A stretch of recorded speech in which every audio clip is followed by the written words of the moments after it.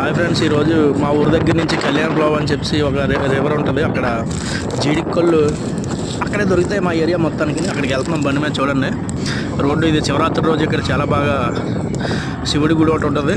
పండుగ చాలా బాగా చేస్తారు. 3 days ఇక్కడ లోకల్ ఉన్న వాళ్ళందరికీ కూడా తెలిసి, మా ఏరియాలో ఉన్న వాళ్ళందరికీ కూడా.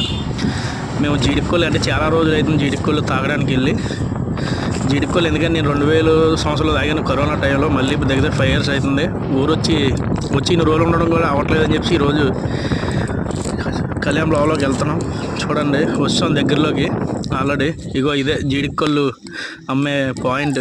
చూడండి ఆల్రెడీ కుర్రోలు ఇవాళ ఆదివారం తగ్గేది లేదు, తగ్గకుండా ఒక్కొక్కడు టిన్నులు కొనుక్కొని వెళ్ళిపోతున్నారమ్మ. ఇక వీళ్ళు మా వాళ్ళే బాచ్ మా ఈ ముగ్గురును.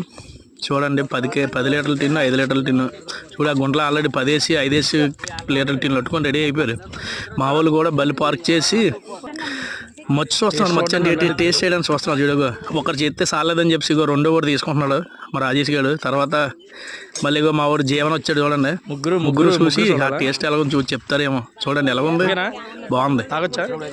ఓకే బాగుందా? ఓకే మా వాళ్ళు కొనడానికి రెడీ అయిపోయారమ్మ. ఇంకా ఇగో ఐస్ క్రీమ్ కూడా వచ్చాడు. ఈ ఐస్ క్రీమ్ ఇస్తాడు. 200 చెంపుకోవాలి ఐస్ పత్రి.